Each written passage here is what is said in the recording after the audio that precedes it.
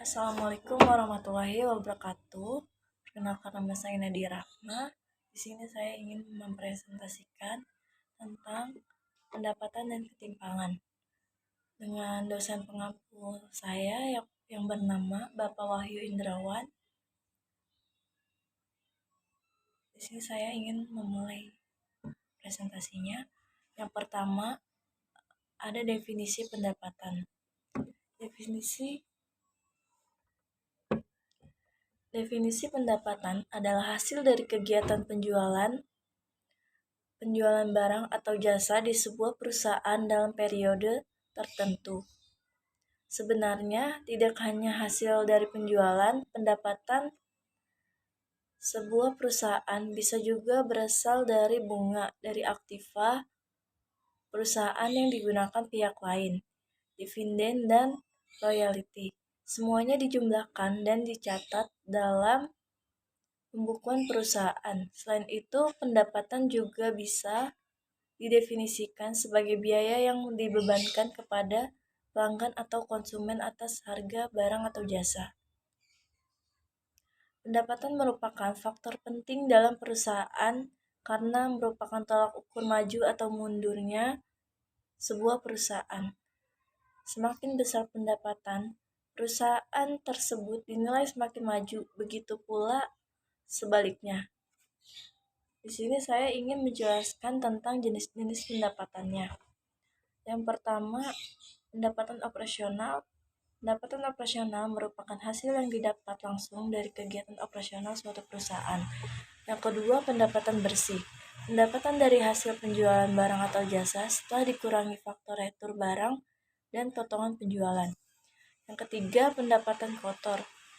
Pendapatan dari nilai asli dan faktur penjualan sebelum dikurangi faktor retur barang dan potongan penjualan. Yang keempat, pendapatan non-operasional. Pendapatan non-operasional adalah pendapatan yang otomatis diterima tanpa adanya kegiatan penjualan. Di sini jenis-jenis pendapatan yang selanjutnya. Yang kelima, hasil sewa. Merupakan hasil yang didapat setelah menyewakan suatu objek, misalnya menyewakan rumah atau mobil. Yang keenam, ada bunga. Merupakan hasil yang didapat setelah meminjamkan uang kepada pihak lain. Sumber-sumber pendapatan. Yang pertama, dari gaji atau upah. Pendapatan seseorang yang didapat setelah bekerja dalam jangka waktu tertentu, biasanya 1 bulan. Tapi ada juga gaji yang dibayarkan per hari dan per minggu. Yang kedua, dari usaha sendiri. Pendapatan dari total penjualan barang atau jasa setelah dikurangi total biaya produksi, misalnya pendapatan dari hasil jualan toko kelontong. Yang ketiga, dari pendapatan lain. Biasanya pendapatan lain didapat di luar dari gaji dan usaha sendiri. Pendapatan lain didapat tanpa adanya kegiatan perusahaan, misalnya hasil menyewakan rumah, mobil, aset berharga lainnya, atau dari investasi. Konsep pendapatan. Yang pertama, ada inflow of net asset. Konsep pendapatan ini berfokus kepada inflow yang merupakan arus masuk kas perusahaan. Konsep ini akan mempengaruhi penambahan aset atau yang disebut aktiva tetap dan berkurangnya hutang perusahaan. Yang kedua, outflow of goods served. Sebaliknya, konsep pendapatan ini berfokus kepada arus kas keluar atau outflow dengan terjualnya barang dan jasa sehingga dapat memenuhi kebutuhan konsumen. Konsep pendapatan ini juga bisa berguna untuk meningkatkan loyalty konsumen terhadap perusahaan. Karakteristik pendapatan. Yang pertama, ada sumber pendapatan. Yang kedua, kegiatan-kegiatan serta produk yang dihasilkan perusahaan. Yang ketiga, jumlah pendapatan dalam rupiah serta proses penandingannya. Pengukuran pendapatan. Pendapatan paling baik diukur dengan nilai tukar atau disebut exchange value dari suatu barang atau jasa. Nilai tukar tersebut juga diukur dari cash equivalent atau present value yang diharapkan dapat diterima melalui tagihan-tagihan yang masuk. Pada intinya, pendapatan diukur melalui nilai uang atau sejumlah uang yang nantinya diterima sebagai hasil dari suatu proses transaksi pendapatan. Kriteria pengakuan pendapatan. Yang pertama, pengakuan ketika penjualan. Pendapatan diakui dalam kondisi langsung di mana terjadi proses penerimaan pendapatan dan penerimaan barang atau jasa kepada konsumen. Yang kedua, pengakuan sebelum penyerahan. Kriteria pengakuan pendapatan ini berlangsung selama proses produksi berjalan maupun setelah selesai produksi. Contohnya seperti sistem purchase order dan purchase requisition dalam bidang manufaktur dan retail. Pengakuan setelah penyerahan sesuai namanya, pendapatan ini baru diakui setelah diterimanya uang pembayaran sebagai hasil dari transaksi yang terjadi. Yang ketiga, pengakuan atas suatu transaksi khusus. Pengakuan pendapatan ini dapat dicontohkan seperti penjualan waralaba atau franchise serta barang konsinyasi. Ketimpangan pendapatan. Ketimpangan pendapatan adalah suatu konsep yang menjelaskan perbedaan kemakmuran standar hidup serta pendapatan yang diterima atau dihasilkan oleh individu atau rumah tangga dalam masyarakat sehingga mengakibatkan tidak meratanya distribusi antar wilayah disebabkan oleh perbedaan faktor produksi dan sumber daya yang tersedia. Ketimpangan pendapatan yang selanjutnya. Ketimpangan pendapatan merupakan salah satu aspek kemiskinan yang perlu dilihat karena pada dasarnya merupakan ukuran kemiskinan yang relatif, yaitu perhitungan kemiskinan berdasarkan proporsi distribusi pendapatan daerah. Ketimpangan pendapatan mencerminkan pemerataan hasil pembangunan suatu daerah atau negara baik yang diterima masing-masing orang ataupun dari kepemilikan faktor-faktor produksi di kalangan penduduknya. Ketimpangan pendapatan lebih besar terjadi di negara-negara yang baru memulai pembangunannya, sedangkan bagi negara maju atau lebih tinggi tingkat pendapatannya cenderung lebih merata atau tingkat ketimpangannya rendah. Menurut Sukirno, pada tahun 2006 terdapat dua konsep mengenai pengukuran ketimpangan pendapatan, yaitu konsep ketimpangan absolut dan ketimpangan relatif. Konsep ketimpangan absolut merupakan konsep pengukuran ketimpangan yang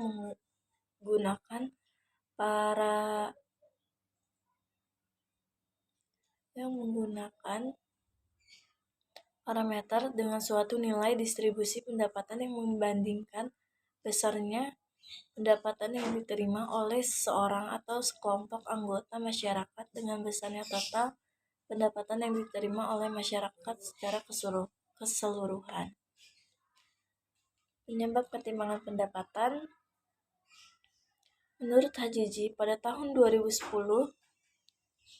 ketimpangan pendapatan dapat ditentukan oleh tingkat pembangunan suatu negara, heterogenitas etnis, dan adanya ketidaktoleran dan pemerintahan yang gagal di suatu negara.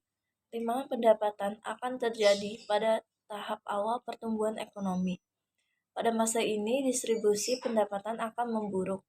Namun, di tahap selanjutnya, distribusi pendapatan akan mengalami peningkatan dan ketimpangan akan terkikis, sehingga nantinya akan menciptakan masyarakat yang lebih setara. Menurut Todaro, pada tahun 2006, semakin tidak merata pola distribusi pendapatan, semakin tinggi pula laju pertumbuhan ekonomi karena orang-orang kaya memiliki rasio tabungan yang lebih tinggi daripada orang-orang miskin sehingga akan meningkatkan agregat saving rate yang diikuti oleh peningkatan investasi dan pertumbuhan ekonomi. Penyebab ketimpangan pendapatan yang selanjutnya, menurut Arsyad, pada tahun 2010, terdapat 8 faktor yang menyebabkan terjadinya ketimpangan pendapatan dalam suatu daerah, yaitu sebagai berikut. Yang pertama, pertumbuhan penduduk yang tinggi mengakibatkan menurunnya pendapatan per kapita. Yang kedua, inflasi di mana pendapatan uang bertambah tetapi tidak diikuti secara proporsional dengan tambahan produksi barang-barang. Yang ketiga, ketidakmerataan pembangunan antar daerah. Yang keempat, investasi yang sangat banyak dalam proyek-proyek yang padat modal atau disebut capital insentif, sehingga persentase pendapatan modal dari kerja tambahan besar dibandingkan dengan persentase pendapatan yang berasal dari kerja, sehingga pengangguran bertambah. Yang kelima, rendahnya mobilitas sosial. Yang keenam, pelaksanaan kebijakan industri substitusi impor yang mengakibatkan kenaikan harga-harga barang hasil industri untuk melindungi usaha-usaha golongan kapitalis. Yang ketujuh, memburuknya nilai tukar atau term of trade bagi negara sedang berkembang dalam perdagangan dengan negara-negara maju sebagai akibat ketidakpastian permintaan negara-negara maju terhadap barang-barang ekspor negara sedang berkembang. Yang kedelapan, hancurnya industri kerajinan rakyat seperti pertukangan, industri rumah tangga, dan lain-lainnya. Pengukuran ketimpangan pendapatan. Yang pertama, distribusi ukuran atau disebut size distribution. Menurut Todaro dan Smith, pada tahun 2006, distribusi pendapatan perseorangan atau yang disebut personal distribution of income atau distribusi ukuran pendapatan yang disebut size distribution of income merupakan ukuran yang paling sering digunakan oleh para ekonom. Ukuran ini secara langsung menghitung jumlah penghasilan yang diterima oleh setiap individu atau rumah tangga. Secara umum, mengukur ketimpangan yang pertama dihitung dengan menghitung beberapa persen pendapatan yang diterima oleh 40% penduduk miskin. Selanjutnya, dapat diukur dengan melakukan perbandingan persentase pendapatan yang diterima oleh 40% orang miskin dengan persentase yang diterima oleh 20% orang kaya. Tingkat ketimpangan berat apabila 40% penduduk paling miskin menerima kurang dari 12% pendapatan nasional. Yang kedua, kurva Lorenz. Kurva Lorenz merupakan suatu kurva yang digunakan untuk menganalisis distribusi pendapatan perseorangan. Kurva Lorenz dikenal oleh Konrad Lorenz, seorang ahli statistika dari Amerika Serikat pada tahun 1905. Kurva Lorenz menggambarkan hubungan antara kelompok-kelompok penduduk dan pangsa share pendapatan mereka. Kurva ini menggambarkan hubungan antara persentase juga penduduk dengan persentase pendapatan yang diterima oleh Arshad pada tahun 2010. Yang ketiga, indeks Gini. Indeks Gini dikenal juga dengan Gini ratio atau koefisien Gini. Indeks Gini diciptakan oleh Corrado Gini pada tahun 1912 dalam karyanya berjudul Variability Mutabilita. Indeks Gini dihitung dengan menggunakan kurva Lorenz. Caranya adalah membandingkan atau membagi bidang yang dibatasi oleh garis regional dalam kurva Lorenz dengan garis lengkung sebagai penyimpangan atas diagonal. Angka yang didapat kemudian disebut indeks atau koefisien atau rasio Gini. Indeks Gini berkisar 0 dan 1. Gini sebesar 0 menunjukkan kemerataan sempurna di mana semua orang mempunyai pendapatan yang persis sama. Sedangkan Gini indeks 1 berarti ada ketidakmerataan yang sempurna. Itu disebut Todaro dan Smith pada tahun 2006. Pengukuran ketimpangan indeks Gini yang selanjutnya ada indeks Gini juga dapat menunjukkan ketidaksetaraan melalui alat analisis rasio seperti pendapatan per kapita dan proses domestik bruto. Selain itu, indeks Gini dapat digunakan untuk mengukur tingkat ketidakmerataan distribusi pendapatan penduduk di berbagai sektor dan negara. Indeks Gini dapat menunjukkan perubahan distribusi pendapatan dalam suatu negara selama periode waktu tertentu, sehingga mampu menunjukkan peningkatan atau penurunan dari ketimpangan pendapatan di suatu negara tersebut. Di sini ada gambar kurva indeks Gini beserta rumusnya, yaitu ada menurut Sastra pada tahun 2017, indeks Gini membagi tingkat ketimpangan pendapatan menjadi 5 tingkat, yaitu yang pertama ketimpangan sangat tinggi atau dalam kurung rasio Gini sama dengan 0,8. Yang kedua ketimpangan tinggi 0,6 sampai 0,79. Yang ketiga ketimpangan sedang 0,4 sampai 0,59. Yang keempat ketimpangan rendah 0,2 sampai 0,39. Yang kelima ketimpangan sangat rendah yaitu 0,2. Dan di sini juga ada kurva indeks Gini, yaitu rumusnya bisa dilihat sendiri ya. Di sini keterangannya G itu Gini ratio, PI persentase rumah tangga pada kelas pendapatan KI, KI sama dengan persentase kumulatif dan pendapatan sampai dengan kelas I. KI 1 persentase kumulatif pendapatan sampai dengan kelas KI. Yang K banyaknya kelas pendapatan. Yang D Bank Dunia. Menurut Bank Dunia, ketimpangan pendapatan diukur dengan menghitung persentase jumlah pendapatan masyarakat dari kelompok yang berpendapatan rendah dibandingkan dengan total pendapatan penduduk. Terdapat 3 klasifikasi ketimpangan pendapatan menurut Bank Dunia, yaitu yang pertama ketimpangan tinggi 40% penduduk berpendapat rendah dan menerima 12% dari total pendapatan. Yang kedua ketimpangan sedang 40% penduduk berpendapatan rendah dan menerima 12% sampai 17% dari total pendapatan. Yang ketiga ketimpangan rendah 40% penduduk berpendapatan rendah dan menerima 17% dari total pendapatan.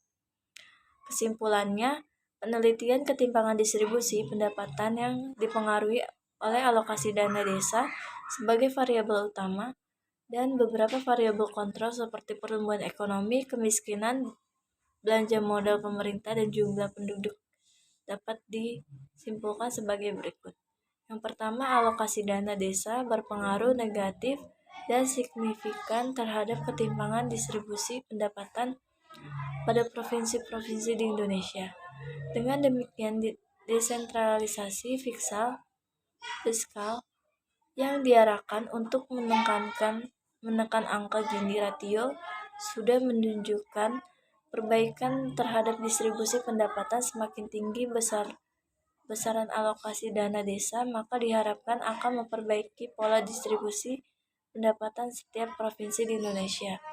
Yang kedua, pertumbuhan ekonomi berpengaruh positif dan signifikan terhadap ketimpangan distribusi pendapatan. Dengan demikian, temuan penelitian ini dan ketimpangan seperti USEP terbalik di mana pada tahap awal pembangunan ekonomi, distribusi pendapatan cenderung buruk dan akan meningkat sampai negara tersebut mencapai status berpendapatan menengah atau yang disebut middle income. Yang ketiga, kemiskinan memberikan pengaruh yang positif dan signifikan terhadap ketimpangan distribusi pendapatan. Peningkatan kemiskinan akan serta merata diikuti oleh memburuknya kondisi distribusi pendapatan yang semakin tidak merata. Sekian dari presentasi saya. Kurang lebihnya mohon maaf. Wassalamualaikum warahmatullahi wabarakatuh.